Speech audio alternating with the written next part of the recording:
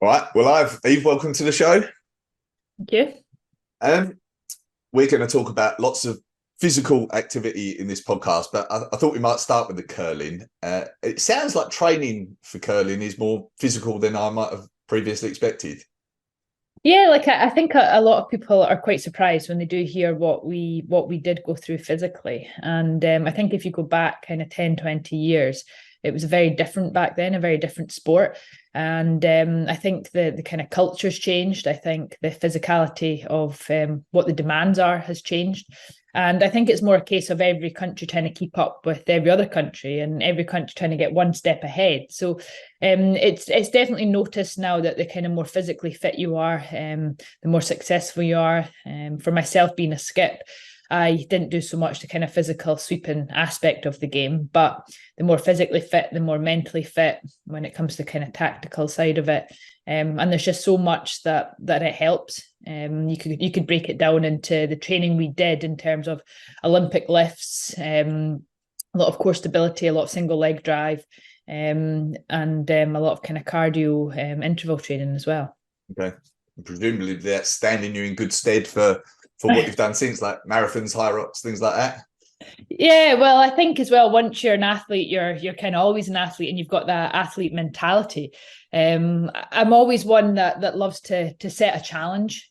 And I think all through my career, I've always been very goal driven as well. So I think having retired, I always needed to something to kind of look forward to, something to kind of drive towards. And I guess that's why I did stupid things people may think, like the marathon, HYROX, just different events, duathlons, and things that take a lot of training to get to, and then you're kind of on that center stage, and you've got the kind of buzz of that competition again. Yeah, yeah. It's funny you mentioned mentality. I was going to ask that. So you grew up in a family of very high level curlers, which is presumably how you got into the sport. But do you feel like being brought up in that like did impact your mentality? Like, do you feel like there was an elite mindset within the family? And like, can you think of any like specific examples that sort of encourage that sort of mindset? Yeah, I would say I grew up in a very active, competitive family. I've got two brothers, one older, one younger. And when you're the middle child and you're the only female, you're kind of grown up not scared to get your hands dirty in a way, if you know what I mean. Like you don't want to be the kind of weak one. And both of my brothers are very sporty. They were curlers as well. Both competitive, as I say. My dad also was a competitive curler at a very high level. So I've always been brought up with that kind of behind me, as well. Growing up on a farm, I guess, like you're always getting outside. You're always, as I say, getting your hands dirty, and there's no kind of shying away from hard work. So I would say that definitely helped that strong mentality growing up. I think as well, when you're at the high level of sport and you are at the same time as your brothers, you're pushing each other along a lot of the time, and you're helping each other kind of strive towards achieving that goal, achieving that dream. As much as sometimes there's kind of bragging rights here and there, I think deep down you're always kind of supporting each other and you're always wanting the best out of each other. Hmm. Do you feel like there's like a balance between um like that competitive and it being encouraging and everything like that, and then like just feeling like it's become pushy and like losing the love for the sport? It's presumably a fine balance, right? Yeah, absolutely. And I think that's one thing that my parents did kind of very well, or what I kind of look back and I'm very thankful for. Not once were we kind of pushed into sport, not once were we pushed into curling. It was always our choice. And I think that's one thing that allowed me to probably get to the top a little easier. Mm-hmm. I think you see quite a lot of kids nowadays that are kind of pushed into sport. Their parents follow them around. They're everywhere. They're on the sidelines. They're probably causing more politics than what the actual athletes are in the field. And sometimes you look at that and you kind of worry for the actual kid, that sometimes like too pushy one drives you away from something. Mm-hmm. Like you've got to want to do it yourself. And that's one thing that I always wanted to do growing up, was I wanted to be I wanted to be that athlete. I had that athlete mentality, and I always went out with my comfort zone to kind of be the best and try and get one ahead of everyone else. I saw you've done some coaching in curling since retiring. Are there any, like, from what you learned growing up or just your time competing, are there certain mindset aspects that you try to encourage in the people that you're coaching? Yeah, I've just recently started actually doing a little bit of curling coaching. Like, it's over a year now since I retired, and I needed that time away from curling, like full stop. I needed just to take a kind of full step away. And I didn't actually know whether I would go back to being involved within the sport at all. At times I was like, never ever am I going near. I would be quite happy never to step foot in an ice rink again. But like when you're away and you kind of see the sport carrying on unfolding, and you feel like you can give something back, you feel like you can help. And that's one thing that I've kind of stepped forward and done. And I can't say I'm doing very much of it right now, but I'm helping a team, a few events, maybe once, twice a week, doing some on ice coaching. And I'm really enjoying it. I am enjoying it. I think sometimes I personally need to I need to think about what I'm doing, because I'm very kind of driven. I'm very forward thinking, and sometimes you got to remember, like, you got to put yourself in their shoes. Like, not everyone was like me or is like me. Yeah. So you won Olympic gold. Amazing. Congrats. I saw on the Sun website, so it must be true, that you said one thing that was different about that Olympics, the previous Olympics, was that you went in and like you enjoyed it, and you weren't. I think you said you weren't afraid to lose, whereas maybe you had been in previous Olympics. Do you feel like that made a big difference to the result? Yeah, no, absolutely. So Beijing just passed. That was my fourth Olympics. And there was a time, like when maybe my first Olympics in Vancouver 2010, you go into those games and you're kind of fearless, you're not scared of losing. Like, you're kind of like a rabbit in headlights, you're soaking it all in, you're enjoying it. And then as your kind of career progresses, and things kind of get a little more kind of serious, you maybe get a little bit more kind of known, you're kind of expected to do well. That's when it kind of comes in that, yeah, of course, you're scared to lose, you're scared to make mistakes. You're playing games not to win them, but not to lose them, and that's not the way you want to approach.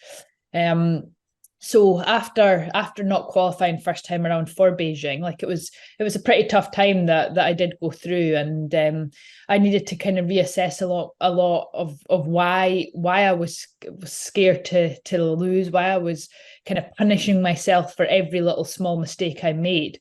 Like, I expected everything to be perfect, and if it wasn't inch perfect, like, it wasn't good enough. And believe you me, come Beijing, like, we made a lot of mistakes, but I think because myself, I dealt with them in a very different way to what I had previously. I kind of assessed what I did. I then kind of fixed it, instead of kind of dwelling on it, making a kind of molehill into a mountain with the mistakes. And I think that definitely helped us achieve the gold medal. In terms of enjoying it more, not scared of, as I say, making mistakes, giving everything a shot. Yeah, for sure, it definitely helped me be successful there. It's interesting. I was in Chicago at the weekend, and I went to this track session with Chris Hinshaw, who's like an endurance coach, quite prominent in CrossFit. And he was talking to HYROX athletes before the race, and he said, like, you've got to take risks, and like you can't be afraid to lose, like you were just saying. And it is easy in HYROX. Like, I talk about pacing a lot and not going out too hot and all those kinds of things, but at the same time you have to take risks as well if you really want to win and get a good result. It was quite interesting, like the parallels between what you just said and what he said. No, I totally. I think that's very important. I think if you're very cagey the whole time, like, you're never going to progress. You're just going to stick at a kind of plateau. And I found that with my curling for a long time. Everyone was getting better, but I was kind of plateauing because I was too scared to take that risk, too scared to take that next step. And like what you just said, when you do, and yeah, sometimes it works, sometimes it doesn't, but at least you tried. And the majority of the time maybe doesn't work the first time, but I'll guarantee it'll probably work the second or third time. Yeah. That's why we're talking about the Olympics. Jet lag. Did you deal with jet lag? Was it a problem for you competing? And the reason I ask is there was just the elite races in Chicago, and I feel like a lot of the European athletes in particular felt like jet lag affected them, and maybe they went into the race feeling okay, but as soon as you're pushing yourself to those limits, like that's when you notice it. Did you cope with that? Any good tips? It's interesting that because jet lag is something that like you never get better at it. Like it's one thing that I dealt with probably every couple of weeks in my career because we traveled a lot to Canada, a lot of world championships, events, kind of Japan, Korea, across the other side of the world. And it's something that I find you just can't practice it. It's something that you need to be able to have your kind of your strategies in place to just to make you be the best you can at it. I personally like it does impact you, and quite often I would kind of get up early. You wake up at 5-6 in the morning and you go to the gym, you hit a gym session, and before you know it you're flat on the floor and you're in bed. You think, God, why am I so unfit? And it does impact you more than what you think it impacts you, if that makes sense. But I think I began to realize that you need to allow time for your body clock to adjust. As much as you maybe feel okay, your body isn't okay. So that's one part of it that I definitely kind of got used to as my career went on. But yeah, we'd always traveled out a couple of days prior. As much as you think, oh, I don't need to, it's fine, I'll be absolutely fine. Jet lag's it's just tired. It's not. It does impact your body, and I can see like a lot of the kind of Europeans who maybe aren't so used to it, not so used to traveling such long distances, not used to sitting in the same position for 6-7 hours. Yeah. It's funny. Yesterday, I did a strength session in the morning, and I spent the majority of the day in the car traveling around, and last night I was in absolute bits. And it's just because like when you're so active, I'm not used to sitting down for so long, and it definitely does impact you. Yeah. I've got to ask, what was the experience like winning Olympic gold? Was it as amazing as I guess it was? Yeah, of course. Beijing was slightly different, being in kind of COVID. But at the end of the day, it was still an Olympic Games, and every kind of precaution they put in place was to protect us. And in terms of the kind of environment, of course, like PCR tests every single day, mask wearing 24/7. Food hall, you're in your own kind of little box that you couldn't even kind of sit and chat to your teammates. I'll be honest, the food wasn't great either. In Beijing, it was probably the worst that I've had at an Olympic Games. But winning Olympic gold, like there's no feeling like it. Like it for me, it was my fourth time trying.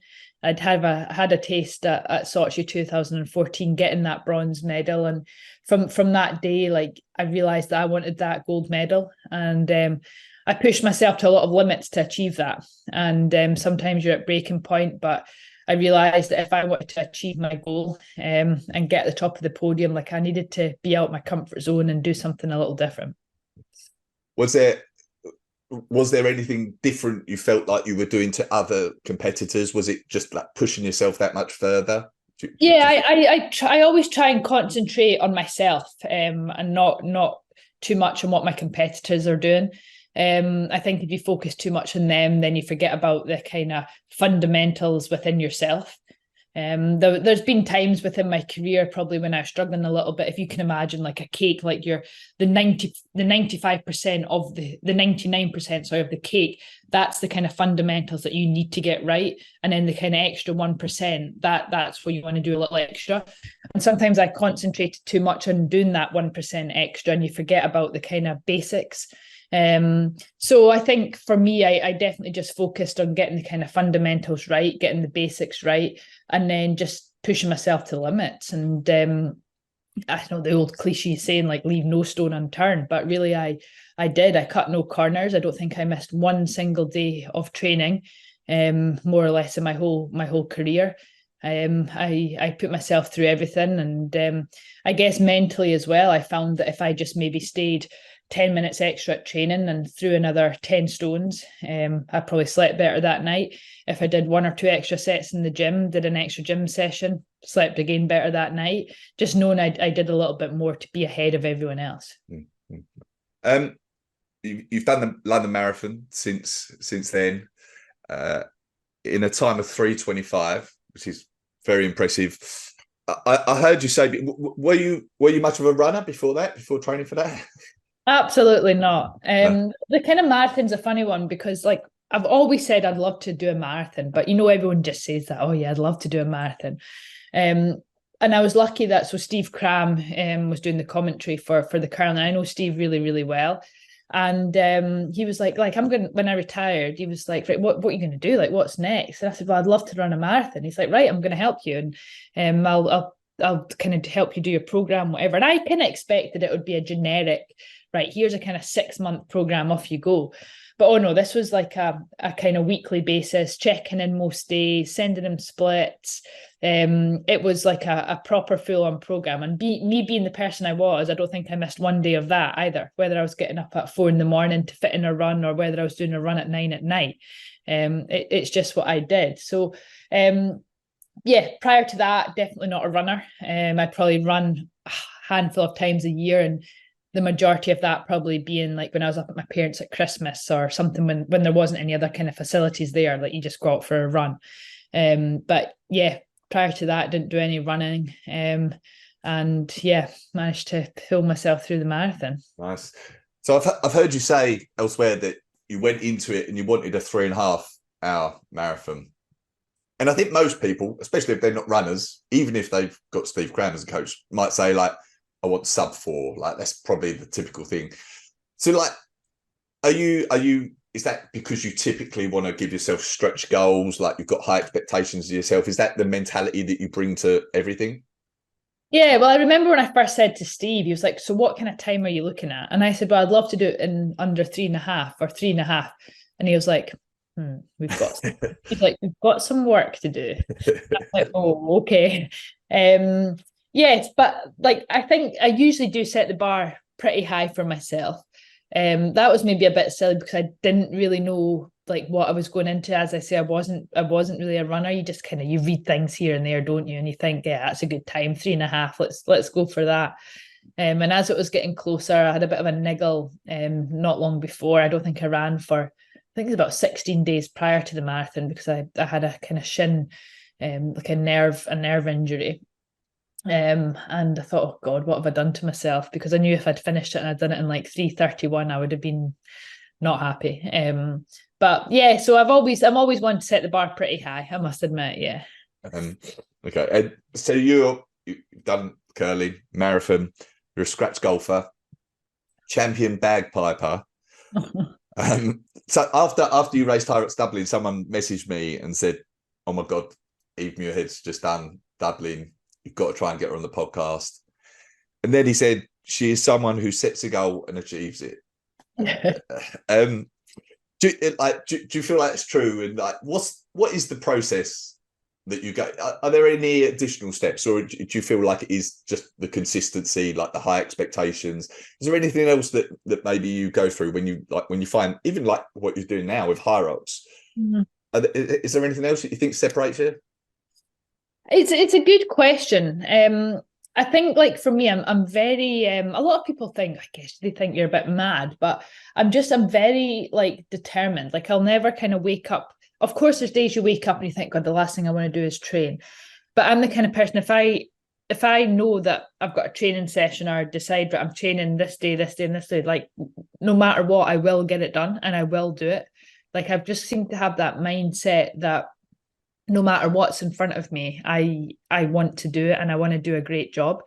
How HYROX came about, it's funny because it was more like I did CrossFit quite a few times a week, kind of went in and I really enjoyed that. And then during COVID, I put together like my own gym in my garage. So I've got like all the equipment in my garage. And then kind of HYROX started off, and you know the way you see it on, I'm like, what is HYROX? Like, what's all that about? And then I thought, well, like, why not give that a shot? Like, it could be the next challenge. And so I did the first one out in Rotterdam, and then did one recently there in Dublin, and it's one of those events that once you kind of get started on, it's not that you get hooked, but you set yourself a standard that then you want to do better. Mm-hmm. And for me, I guess it was in terms of like you've got the kind of women's open, and then you kind of move up to the kind of pro side of it. Which was a huge jump, but it also then shows you like what it is you need to work at and get better at. And I guess ever since Dublin, like I looked to see what I wasn't great at, and I kind of worked my ass off to get better at those aspects of it. But that's just the kind of person that I am, and I'll sit and watch video after video of how to do that better. Like of Chicago last weekend, like I watched because they were streaming that. Like I watched that to kind of get a few tips to see maybe what do they do different that I wasn't doing, or what could I do that could help me. Unfortunately, the streaming wasn't that easy to watch, was it? But it was like, to be fair, it was okay. Like I'm used to watching dodgy streaming and curling games, so like I actually thought it wasn't too bad, but it was better than nothing, wasn't it? Yeah. I saw you had the best farmers carry and the sled push on the day for your category. Let's just not mention the sled pull. No, I was going to leave that bit out. Oh my god. Yeah, that is very much a technique thing though, because I looked at your Rotterdam splits, and it was good, but like that difference in weight changes the technique, really, doesn't it? It does, absolutely. And like I kind of went into the sled push and everything was going great, and then you hit the sled pull, and like I don't think it's that I'm not strong enough. I think it's like what you say, it's definitely a lot of it's very much technique based. And yeah, it's I'm determined to get better at it, put it that way. Has HYROX fired you up more than a marathon? Yes, absolutely. Like I would not like I don't think I'll do a marathon again. Like I've done a half since. I think a half's fine, but a marathon's just a whole other world of pain. Like Steve's partner Ali was like, "Oh, you could do the big 6. Like, I would love to do that." She was like, "Steve will do this, like New York with you, and Paula will do whatever with you." And I was like, "I am not running a marathon with Paula Rad. It is not happening." So yeah, like I still love being able to run at a decent kind of level. I can't say I go out very often now and just decide, oh, I'm going to go and do a 10K today, but I'll quite often do like park run, a 5K, and try and get PBs or throw it into my training if I'm doing some HYROX type stuff. You'll have to get Steve to a HYROX. Oh God, can you imagine? HYROX doubles with him. Yeah. What's the toughest thing you think you've done sporting wise? It has. Do you know what? I think it has to be the marathon. Like I found that mentally very, very difficult. I think more just to kind of, everyone says it, like you hit the kind of the hole with kind of 10, 15K to go, and I can 100% agree with them. But I think it was the mental side of running the marathon that was really hard. To the extent I crossed the line and I was doing like the interviews, and I burst into tears because I was just like, it's something that when I finished and completed it, it was just it wasn't a relief, but it was just knowing that I'd gone through that, because it's not like a nice feeling. It's more, can you push yourself through it mentally? Physically, I was fine, absolutely fine, apart from struggling to walk the next day, but I think that comes with it. But I would say the marathon is one of the toughest. But as well, like HYROX isn't far behind it, because you look at it and you think, right, just over an hour of kind of pushing yourself. Of course, I'm just going to be able to push that a little bit more. But it's brutal, because when you're there, you can train as much as you want at home, but when you're on the day, you always push yourself that little bit more. Yeah. And yeah, like the run after the slide push, or like the way your arms are and the farmer's carry towards the end, the burpee brought, like it's horrible. It is. And you push yourself to all sorts of dark places. But for some reason you just keep going and you always go back.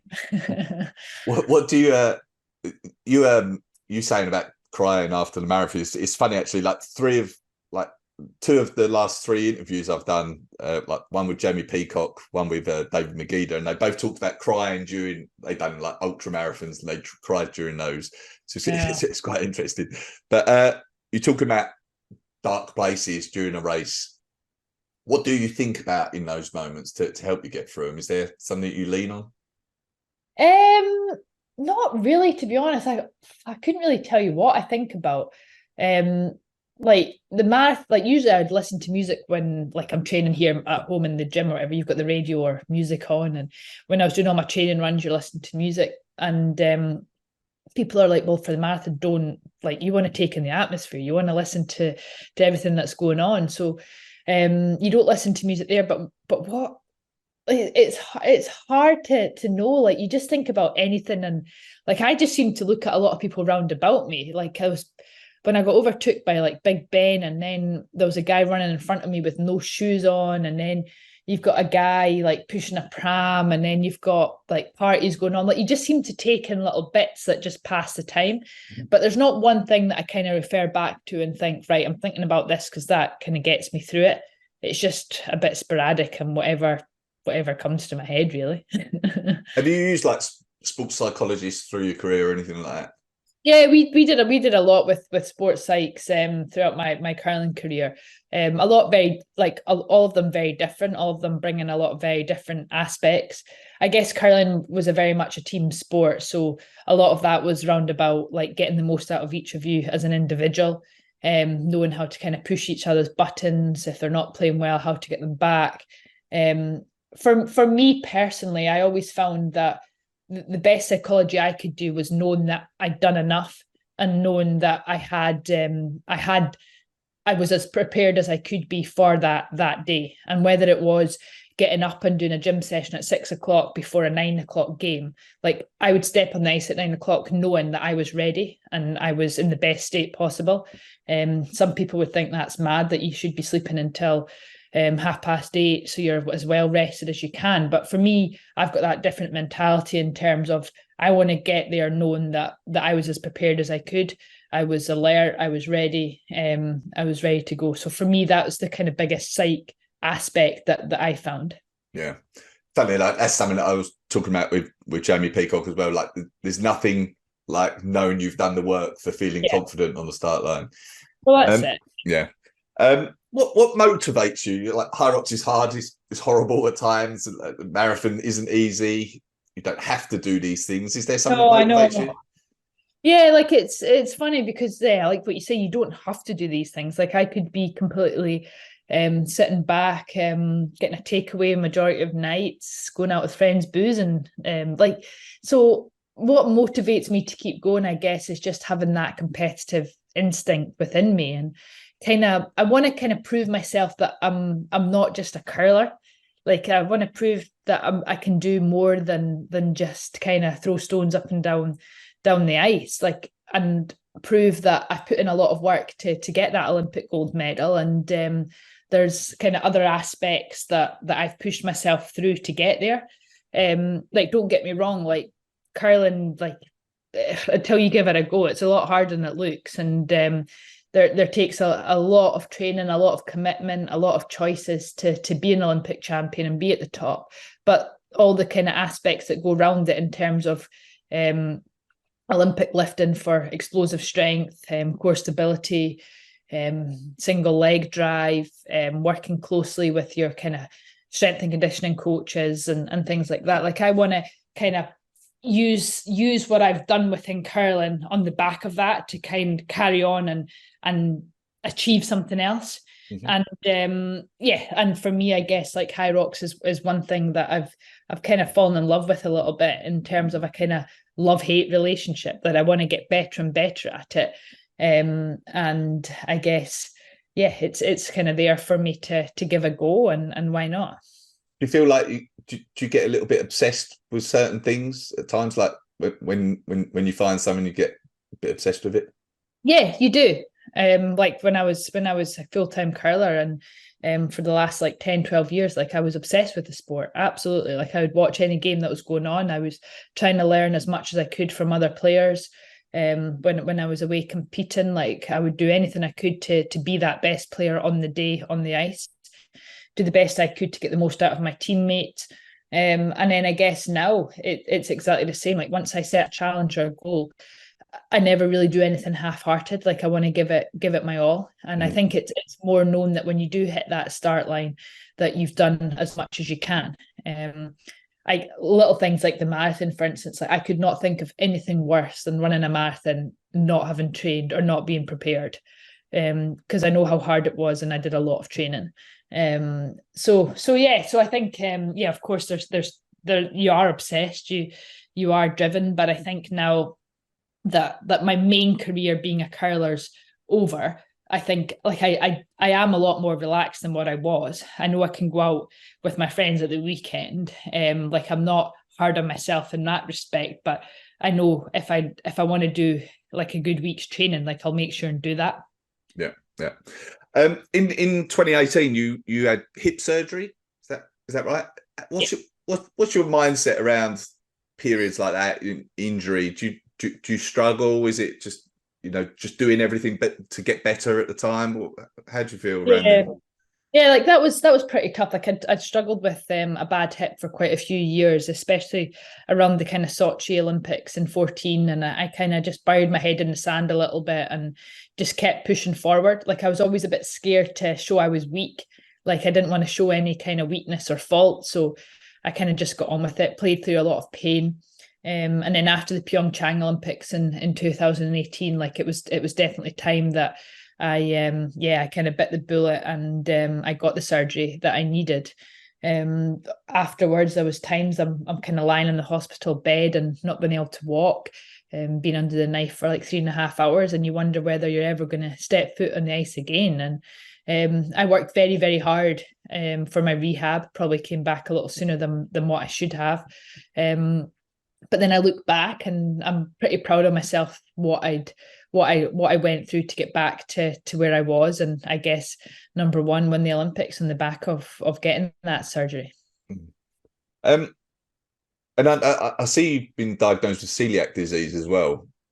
Has that affected your life in any way, or is it as simple as avoiding gluten? Do you feel like that affects your performance or anything like that? No, I actually not one bit. I think when I first got diagnosed, of course, I couldn't even tell what gluten was, if I'm honest. I was someone that ate a lot of pasta, a lot of bread, and that was me. But I think now so many different places cater for it. I think I'm a lot more clued up to what I need, what works for me. So no, I can't say it impacts my performance at all. It's more being prepared. I think that's one part that like I'm getting better at, or I am very good at, especially in the last few years of my career, like traveling a lot. Like it's being prepared, and that's exactly what I am a lot of the time. Okay. HYROX London next for you, is it? It is, yeah. I managed to get into the London. Like I'm pretty busy with different kind of commentating gigs and doing a lot of work with Team GB and the British Olympic Association. So it's trying to fit in different ones that I can. And with the women's being on the Sunday, I can make that. So yeah, I'm looking forward to it.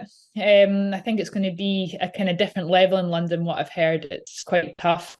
I was pretty gutted after Dublin, kind of missing out on a world spot by like 8 seconds or something. And you know what it's like when you're determined to do something. So yeah, looking forward to that. And then Glasgow in March.